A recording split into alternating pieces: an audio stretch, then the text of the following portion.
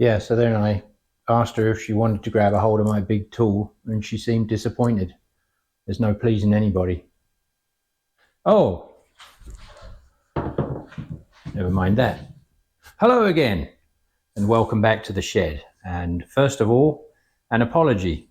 It's been several weeks since I uploaded a video. Unfortunately, life in all its myriad forms takes precedent from time to time, and it's just been a very busy time at work one way and another. So sorry about that, but new videos coming out very soon. Next thing, big thank you to everybody that's subscribed so far. I am now over the 900 subscriber mark, which is very exciting. Really appreciate all the new and all the existing subscribers, and especially anybody that likes and comments on any of my videos. Had some really good response on the cross-slide lock mechanism. A couple of people wrote in for drawings for that, which I was only too pleased to send. And hopefully they're having a go at making those, and maybe we'll report back. A lot of good feedback on the component parts as well. So overall, really rewarding project. So thanks to everybody that followed along with that. Now, with that, it looks like I'm actually on the path towards the 1,000 subscriber mark, that's fantastic. It's very humbling, actually. So it's time to remind you all of the 1,000 subscriber giveaway prize, which is a micrometer, a digital micrometer, no less. And here it is. You want this, don't you? Fully functional. It's not in the original Fowler box, it's in this Michitoyo box, but the micrometer itself is fully functional. It's used, it's not brand new, but when we get to 1,000 subscribers, I'll be giving this away, and details of how you can win it will come out nearer the time. But just wanted to remind you of that. Now, I've been having some communications with other channel owners over the last few months, which is also excellent. And so I'm into this system of exchanging stickers with different channels, which is it's just a lot of fun. So today I'd like to present 3 channels that very likely you all already know about, because they're well advanced as to where I am. They've been kind enough to make mention of me, which is great. And that's certainly drawn attention of my channel to some people. And now I'd like to talk about them a little bit. First up is Nobbys Workshop. I really recommend you go and check out his channel. Nobby is someone who is fairly new to model engineering, I think. He's very keen and very humble, and just gives everything his best shot and makes some really beautiful things. And I think what he craves is some interaction. I think he's very interested in constructive criticism. And he's always looking for input on his channel. So I'd really like to encourage you to get over there and like and subscribe, and offer any positive comments that you have to the work that he does. I really enjoy following him along. It's just a nice, easygoing channel with some nicely made parts, and well worth taking a look. Next up is Haxby Shed. I stumbled upon Paul's channel a few months ago when I was doing some research on live tailstock chucks. That's a project I want to get into soon, is making one of those. And about a year or so ago, there were several channels that actually made those. And his is one, and that came up in my search. YouTube being what it is, despite the fact that I'd searched workshop and other terms related to it extensively, most YouTube channels that are appropriate around that just don't even show up. I mean, their search engine's terrible, but at least his channel came up this time, and I was delighted to find that it's a channel that's mostly machining centered, but covers all kinds of other topics as they come up, and that can include replacing screens on cameras and insulating walls in houses and making other repairs, including fencing and so on. And it's all excellent. Some of the stuff Paul gets into is really advanced, and it's stuff that he hasn't necessarily done before, but he takes a very methodical approach, reasons his way through it, and gets the job done with spectacular results. And he had one particular video series recently, which was around making a square thread form tap from scratch, including all the grinding and machining, and the heat treatment and hardening and tempering and the whole 9 yards. And honestly, the result was astounding. And that was just in order to make a replacement nut for one of his machines. So anyone that can take on a project like that, stick with it and get it done with success, that's someone whose videos I want to watch. And I've had some really good email exchanges with Paul. I think he's a really excellent guy, just very down to earth and presents information clearly and concisely. I really like his channel. So that's Paul at Haxby Shed.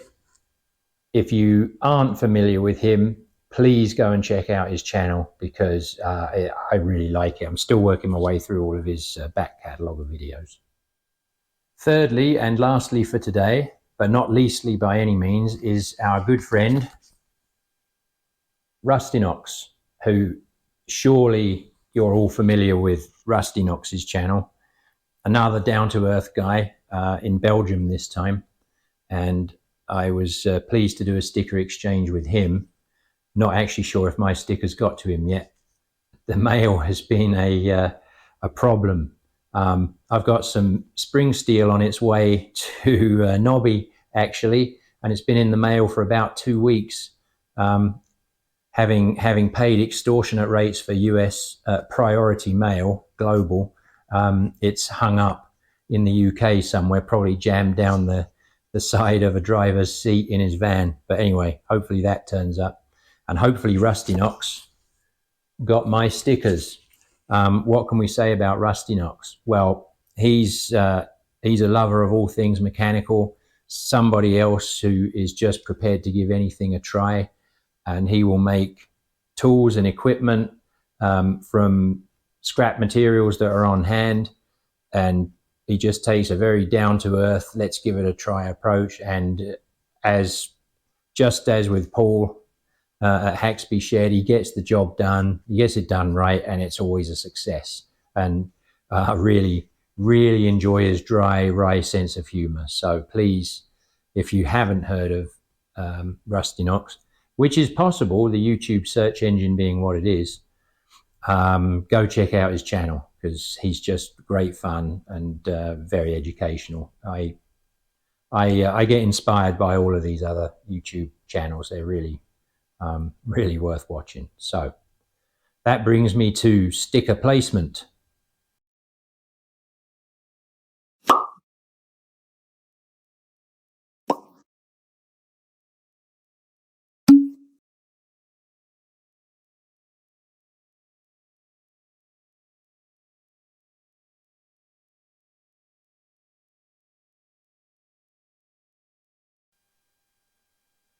So there you have it. 3 excellent channels for you to check out. And I'd like to make mention of my friend Jim at Jim's Workshop.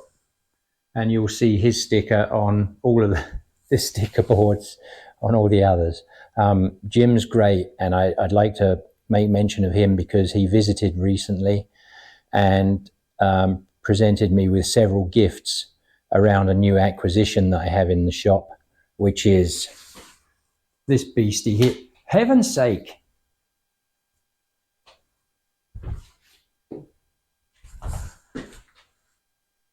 Thought I'd got rid of all of those. Anyway, this beastie here, not going to show you that too much today, but that's a new acquisition, and I've been filming the arrival of that and the movement into the shop, and that will be in an upcoming video, so something to look forward to. A knee mill, but not a Bridgeport. Has to be worth a look, right? There's not many of these on YouTube. All right, so that's mostly it for today. The next segment of this video is going to be just a follow-up on coolant and what I've learned around the coolant that I chose to run and the results of a more disciplined approach to using coolant in the home and hobby shop, which has frankly yielded excellent results. So if you're someone who doesn't believe in the use of coolant in the shop, which is absolutely fine and reasonable, no need for you to watch this bit. But I put this up specifically to review the coolant that I've used, because there's just not very much in the way of reviews out there in the world. So I post it as part of the collective storage of information for people to review if they're considering using these kinds of things. But if you're not into that and that's it for you for this video, then thank you very much. Thanks for subscribing. Please consider a like and subscribe on this video, and please do come back to see the new machine in all its glory, some modifications to that, and the start of the next new projects. So thank you very much, and wherever you are in the world, stay safe and well. Be seeing you.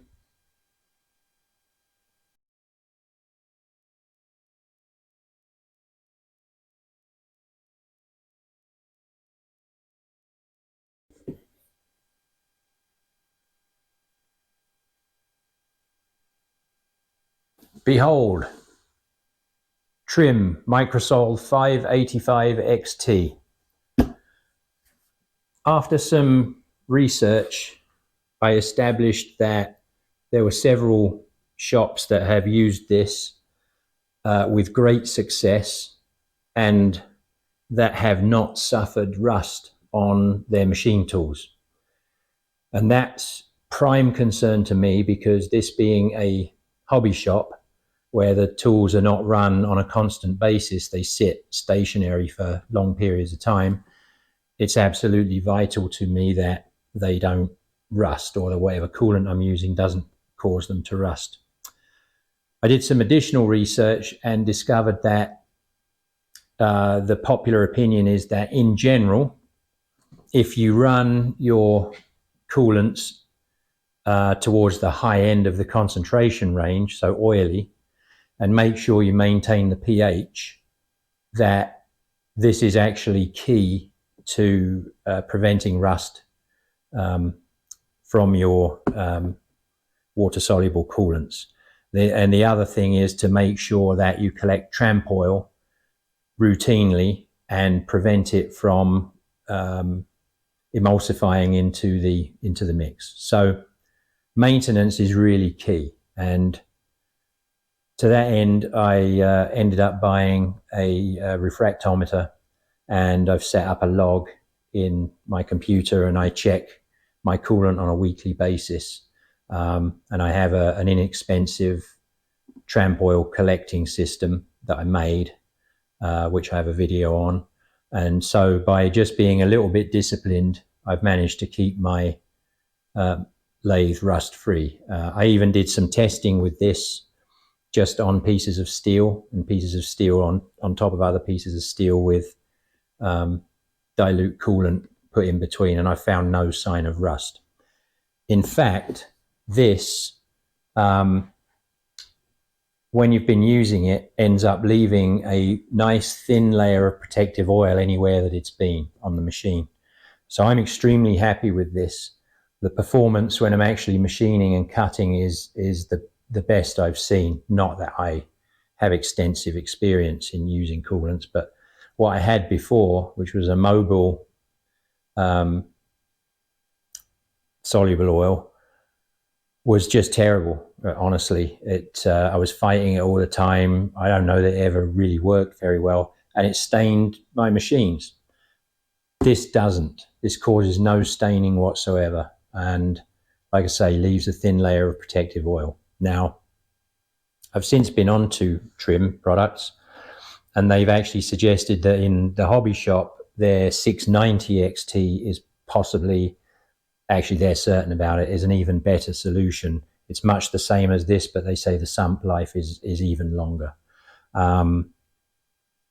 I'll probably try switching over to that because they're adamant that it's just as good on the protection side. And I believe ABOM79 is running that on his tools, and he's not reported any rusting issues. So I'll probably switch over to that just for the extra sump life.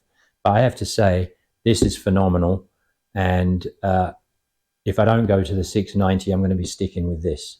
So what I'd like to do now is just give you a quick overview of checking those properties of the coolant and show you how it looks in my machine.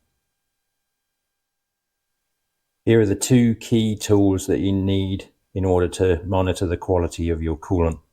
So it's a refractometer and pH papers. Now, there are better pH papers than these that have better graduations that give you a better resolution, but this is adequate. These can be had inexpensively, around $20, $25. So if you're going to run full flood coolant, this is well worth having. Then the other thing you need is a little pipette to draw a sample of coolant. So I'm at the coolant tank reservoir of my lathe, and you can see the coolant is very, very clean because my separation reservoir works so well. You can see it's murky in there, and later on I'll pop the lid off and I'll scoop out the tramp oil that's collecting. What I also have is, you can just about see that under there, is a 6-inch steel rule which is glued to a weight block and just sits in the coolant reservoir permanently, so that I can easily see the level and get a measure of it and know what's in there. So I need a sample. So yeah, that's all we need. A sample of coolant is just placed on the window here. You want a nice even coating.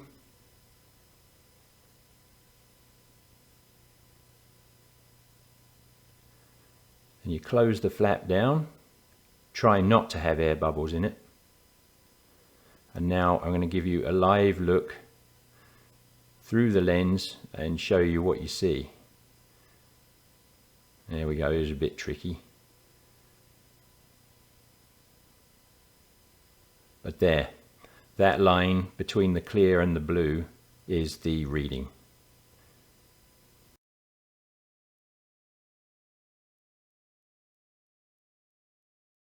Here I'm just applying some coolant mixture to this strip of pH paper.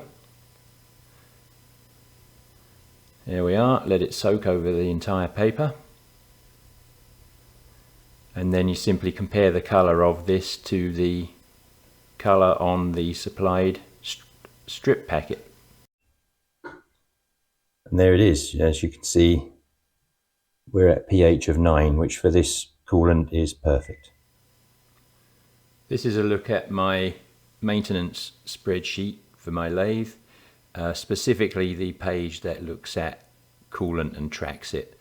So every time I take some measurements, I record them in the log here, and you can see date, coolant that I've got. I take note of the reservoir depth, which based on measurements I took when I filled it up, gives me an idea as to what volume I've got and what I need to add.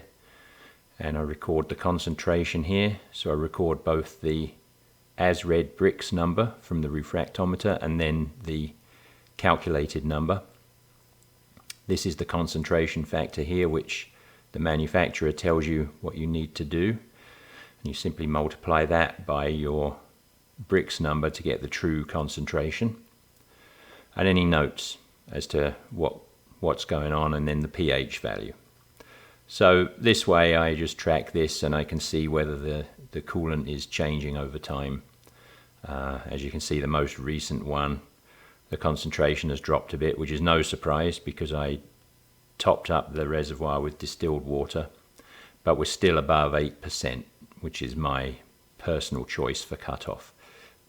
For this, manufacturer recommends 5% minimum concentration and 10% max, and I choose to stay above 8 just to make sure that the concentration is such that there's good rust prevention going on. Right, here I am at the lathe. Now, I deliberately left the lathe unwiped down, or not completely wiped down after my last session, because I wanted to show you the way the coolant works out. And you can see here, this layer of oil is what you get as a result of the 585 XT. And there's no staining at all. Just leaves this nice thin layer of protective oil on the machine. And the same is true on the ways. Now, this is not considered whey oil. This is just residue that continues to protect the machine, rather than leaving water on that will then rust. You still need to use whey oil and lubricate your machine properly, but just to see how well protected the machine is. So I'll just show you what the coolant looks like, just for fun.